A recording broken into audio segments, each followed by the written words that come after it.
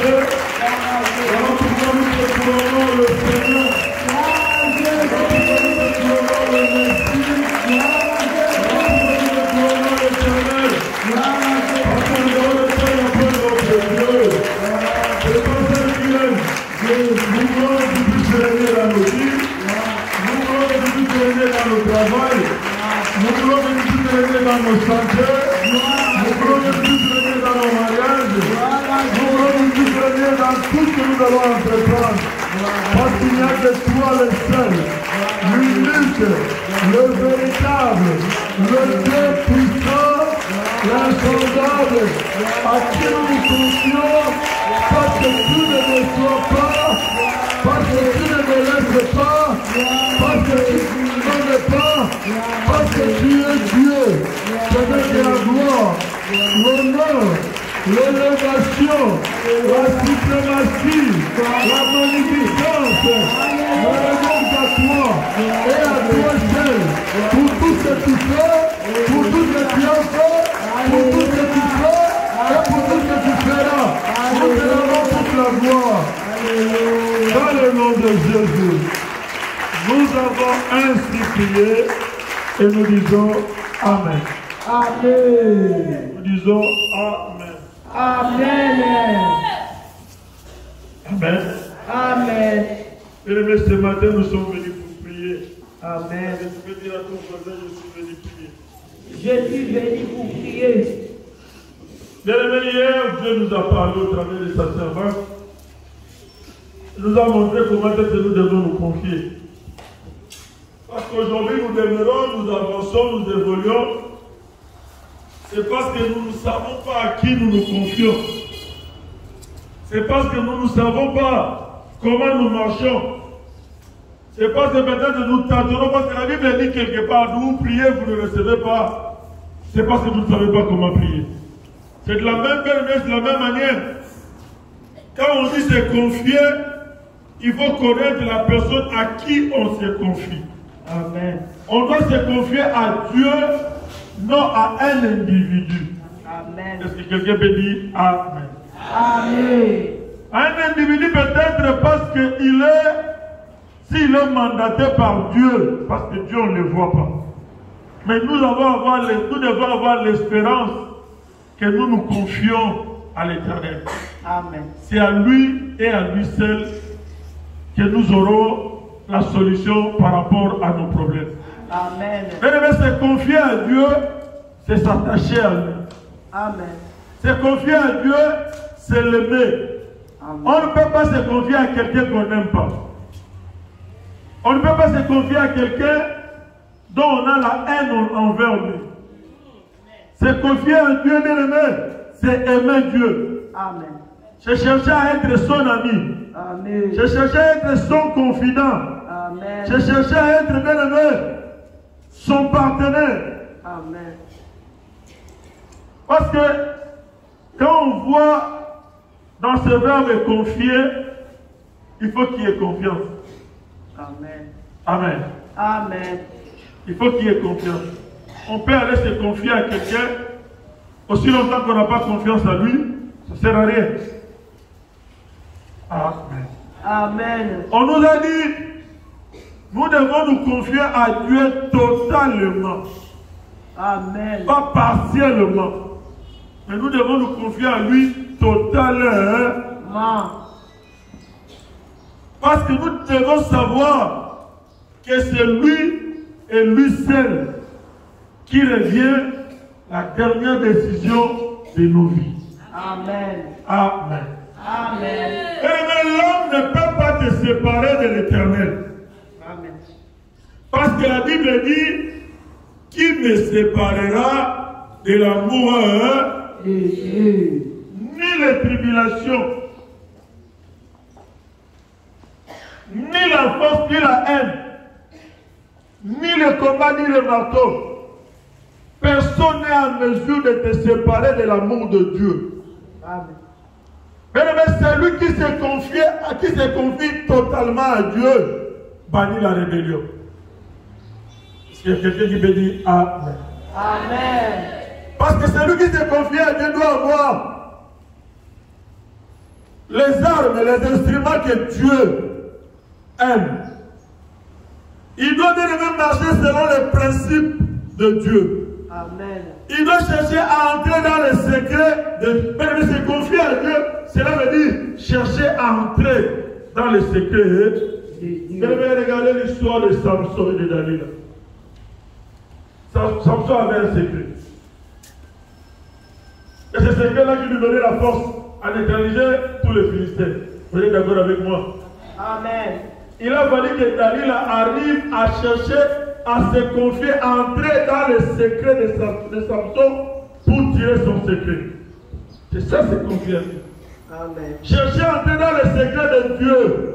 Quand tu es dans les secrets de Dieu, Dieu t'ouvre les yeux et les oreilles. Il te montre les choses cachées de ta vie. Amen. Parce que c'est lui qui connaît ça mieux. Amen. Il faut avoir des principes. Il faut marcher sur ces principes, sur ces préalables. Mais nous venons dans le ministère, nous évoluons. Nous mettons beaucoup de temps. Les choses ne changent pas. C'est parce que quelque part, nous ne sommes pas totalement entrés dans le principe de Dieu. Je vais te donner un exemple. Quand vous arrivez aux États-Unis, par exemple, vous allez trouver les grands lobbies là, les gens qui ont beaucoup d'argent. Ils ne connaissent pas le Dieu que toi tu connais. Ils ne prient pas le Dieu que nous prions. Mais comme ils ont l'habitude de faire des actes, de bonnes œuvres, de caritas comme on dit, vous allez voir une entreprise peut venir comme ça, il vient, il dit à Matadi, il vient, il rassemble tous les orphelins, il leur donne de quoi dont ils ont besoin. Peut-être il leur donne la formation par rapport à ça, par rapport à ceci, par rapport à ceci. Mais ils ne prient pas les dieux que toi tu pries. Mais ils sont bénis. Amen. Pourquoi? Parce que c'est dans le principe de Dieu. Amen. Pour être béni, ce n'est pas seulement aller oser la voix de prier. Non. Parce que moi je connais les gens, quand tu pries, tu sens vraiment que non, cette personne prie. Mais malgré qu'il prie comme ça, sa situation ne change pas. Quand tu vois quelque part, il n'est pas totalement dans le principe de Dieu. Amen. C'est dans le principe de Dieu que tu trouveras le secret de Dieu. Et c'est dans le principe de Dieu que tu auras la révélation de ta vie. Amen. Est-ce qu'on peut ouvrir nos Bibles dans les livres de Psaume 37? Nous ouvrons nos Bibles dans les livres de Psaume 37. Je lis à partir du 3e verset. Confie-toi à l'Éternel et pratique les biens. Et le pays pour demeure et la fidélité pour pâture. Fais de l'Éternel tes délices et il te donnera ce que ton cœur désire.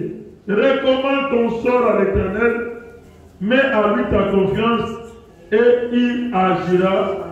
Il fera perdre la justice comme la lumière et ton droit comme le soleil à son midi, la parole de l'Éternel. C'est ce que la Bible dit. Garde le silence devant l'Éternel et espère en lui. Ne tirez pas contre celui qui réussit dans ses voies, comme l'homme qui vient à bout de se mouver, descend la parole du Seigneur. Amen. Je voudrais que toi et moi nous poussions. Je vais lire les 3, les 4 et les 5. Confie-toi à l'Éternel et pratique les biens. Et le pays pour demeure et la fidélité pour pâture. Fais de l'Éternel tes délices et il te donnera ce que ton cœur désire. Et j'aimerais que tu puisses souligner encore bien le verset 5. Recommande ton sort à l'Éternel. Mets à lui ta confiance. Et il agira. J'aimerais te poser la question. Ce matin, nous sommes venus faire quoi? Toi et moi, la première des choses. Nous avons des sorts que nous voulons recommander à Dieu. N'est-ce pas? Amen. Tu as une préoccupation, tu as un souci, tu as un problème que tu veux recommander à Dieu.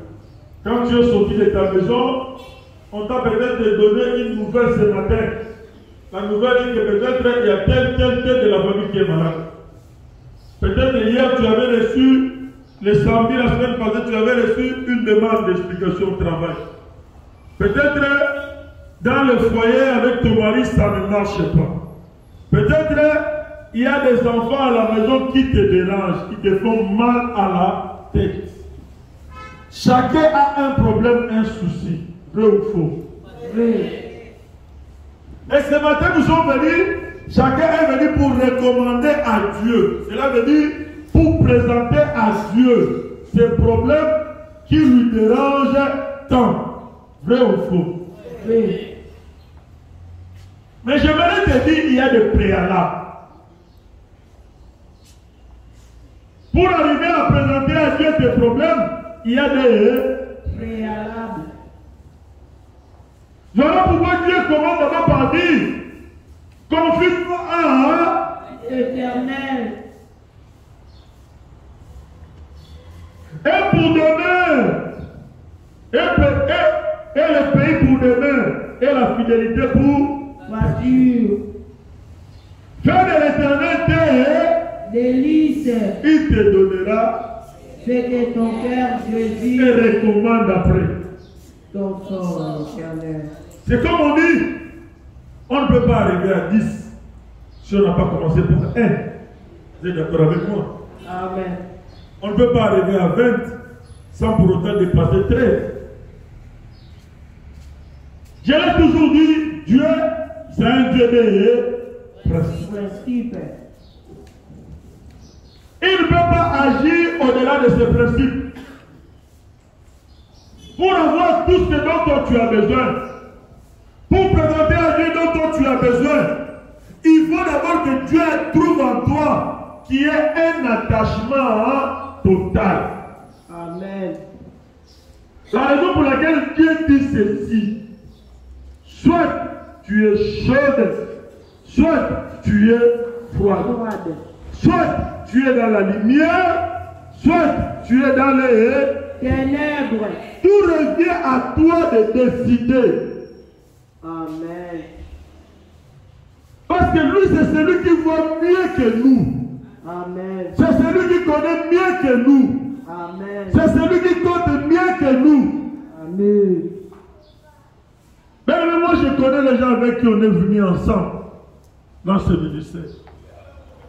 Les gens qui n'ont pas de position. Les gens qui n'ont pas voulu se séparer de ce que la famille a semé dans leur vie. Les gens qui sont venus, ils ont voulu faire du ministère comme une église. J'aimerais te dire, le ministère est différent de l'église. Amen. Parce que nous marchons selon des principes fondamentaux qui régissent la vision du ministère. Ministère. Amen. Cela veut dire tout celui qui vient ici, il sait.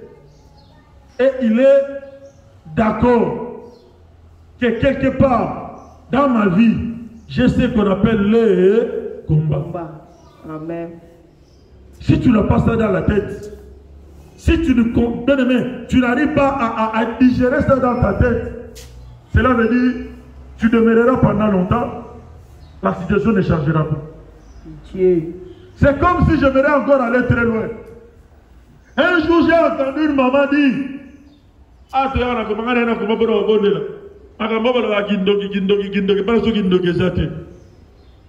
ça c'est toi qui le dis. Mais j'aimerais te dire, dans toute la famille, dans toutes les familles, la sorcellerie ne manque.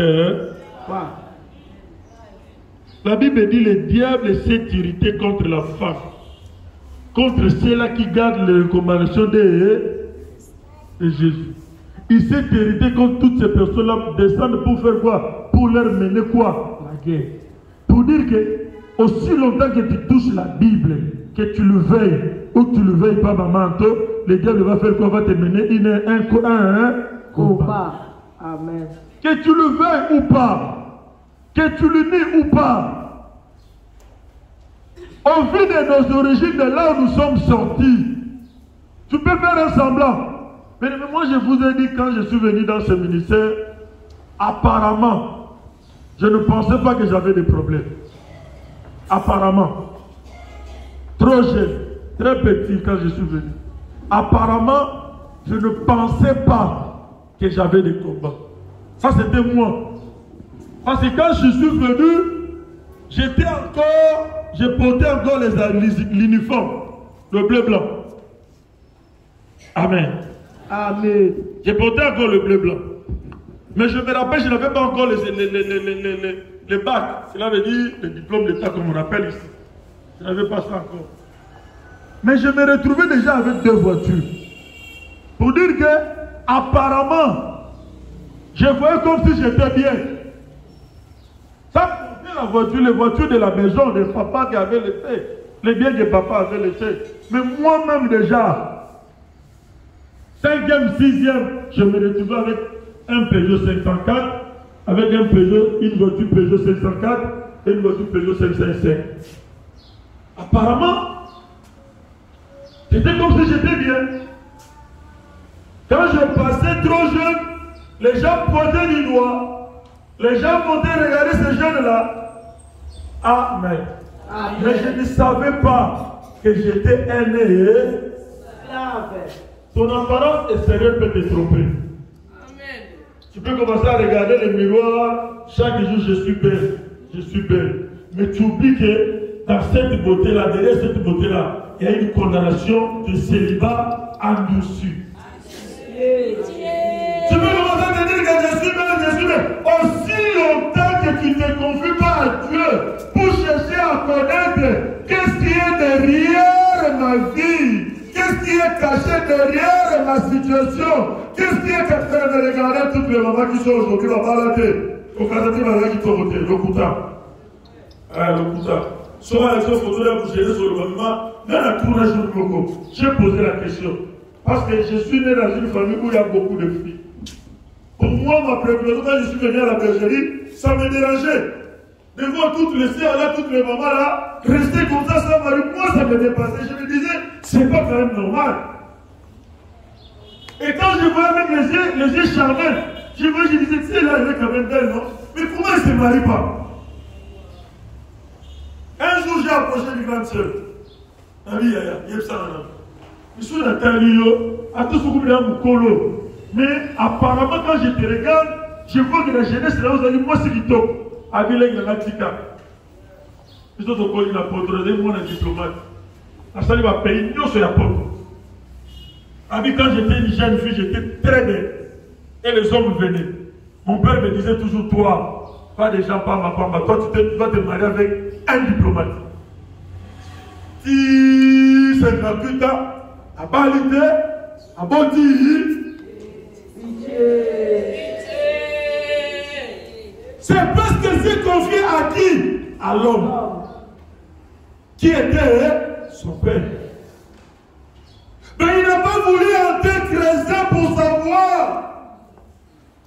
pourquoi cette situation demeure. Elle n'a pas voulu creuser pour savoir papa comme diplomate a sacrifié à Nini.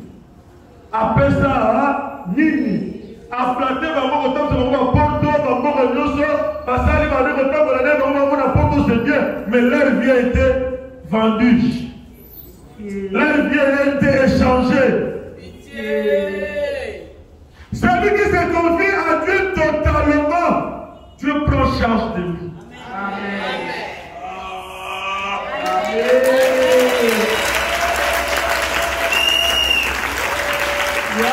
Maman Abigail nous a dit, elle a dit elle est restée veuve à 37 ans, avec 5 enfants, avec les enfants de sa soeur, veuve à 35 ans. Cela veut dire, par la développement, tu vas y aller, comment le monde tu vas y aller.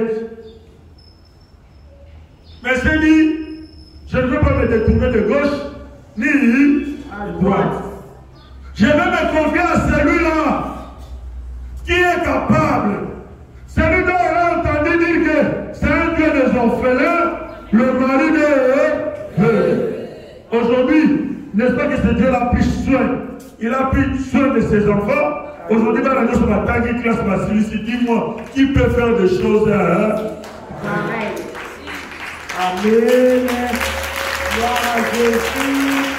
Gloire à Jésus. Se confier totalement à Dieu, c'est s'oublier soi-même.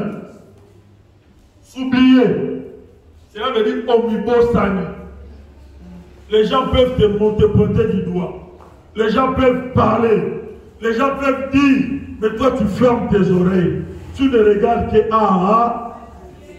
Comme la Bible dit, je lève mes yeux vers les Montagne. D'où me viendra Secours. le secours ne viendra pas des hommes, de l'Occident, ni de l'Orient, mais le secours viendra de l'Éternel Dieu, qui est derrière le ciel et la terre.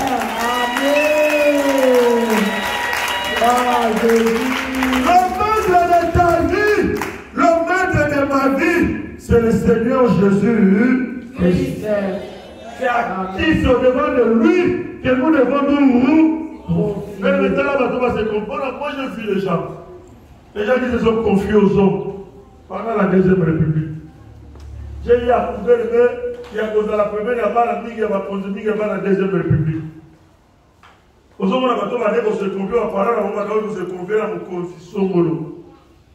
Mais aujourd'hui, Dieu a fait quand je commence à voyager dans certains pays, tout le monde a dit que ça va au moni, on va dire que pénal qui nous a s'arrêté.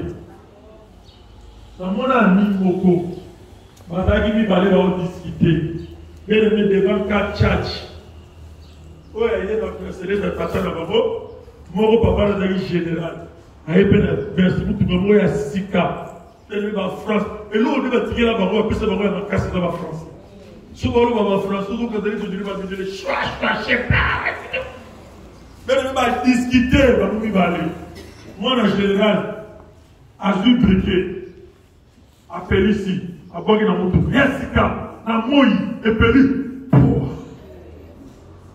Nous, tout Yassika, on vous a démarré, mais c'était de Tatari Malem, mais quand vous accueilli, à bien un téléphone en minute, il y a un Kota, à Tigiboutoulane Pela, à côté de Malek.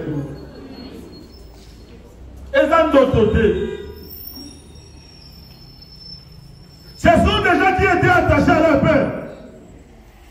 Ce sont des gens qui étaient bien-aimés. Ils ne savaient pas l'origine de ces biens. Ça venait d'où? Un papa qui avait sacrifié tous ses enfants, tu pouvais tout faire. Lui savait qu'il avait déjà tout rendu. Mais tu vois ces gens de personnes bien-aimées. Moi, on a foutu dans l'aéroport. Il y a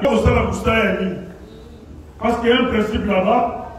Les gens qui viennent, il y a certaines personnes quand ils voyagent, ils ont moins de kilos. Ils savent que, on dit que droit à nous peut-être 23 kilos. Peut-être dans son billet, il peut avoir 23 kilos et droit à 1 10 kilos. Vous êtes d'accord avec moi? Amen. Maintenant, quand les gens là viennent, ils savent que, au lieu qu'ils puissent avoir 46 kilos, la personne là peut se retrouver avec peut-être 38 ou 40 kilos. Mais maintenant, lui va aller négocier avec celui qui a, au lieu de 46 kilos, il se retrouve avec 50 kilos. Parce qu'un excédent dans l'avion, surtout dans les avions comme Air France, c'est 10 euros. 1 kilo. Maintenant, il va aller négocier pour que vous ayez moins de kilos à la ligne. Il va checker ensemble pour que tu va s'arranger. Au lieu de payer le montant là que tu dois payer pour les excédents, va partager dans la caisse. Et ce sont des gens qui priaient, qui étaient des intouchables à cette époque-là. Pour dire que tout est vanité. Dit Ecclésiaste, vanité, offre vanité. Vanité de Vanité. Mais nous venons prier, tu t'appelles combattant, tu viens prier. Mais tu pries comment? Tu t'engages comment avec Jésus? Moi j'ai trouvé des gens bien-aimés qui sont venus au ministère. Il est venu trouver un ami, il est venu trouver quelqu'un de sa famille, de sa tribu. Il se confie, il oublie qu'il a des problèmes. Il commencent à se défendre, ils oublient qu'ils ont des condamnations. Mais laisse-moi te dire, derrière toi, il y a une condamnation qui te poursuit. Derrière toi, il y a une loi établie qui te poursuit. Derrière toi, il y a un danger qui guette. Il y a un lion qui t'observe. En fait, tu peux faire quoi? Une erreur. Au fait, quand on regarde un lion avec peut-être un antilope, ou bien une antilope, quand on regarde du point de vue vitesse, l'antilope a plus de vitesse que les lions. Vous êtes d'accord avec moi? Amen. Mais pourquoi les lions arrivent-ils à capturer l'antilope? C'est à cause de la distraction.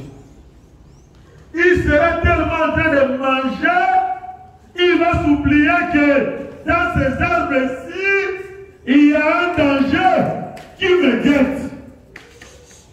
C'est comme ça aussi notre vie. Tu peux tellement être dans la distraction, tu oublieras que non, d'où tu viens, tu as besoin d'une condamnation, tu as besoin d'une loi établie. On avait dit que dans cette famille, les gens ne peuvent pas se marier. Toi, tu t'es marié, tu vois que cela est arrivé. Regarde ton sort aujourd'hui, qu'est-ce que tu es devenu? Parce que tu étais dans la distraction. Pitié. Tu t'avais donné le travail. Mais aujourd'hui, tu es où? Regarde là où tu es devenu. Parce que tu étais dans la distraction. Quand tu as donné du travail, tu as commencé à te confier avec les gens avec qui tu travailles avec. Ils t'ont amené dans le voie.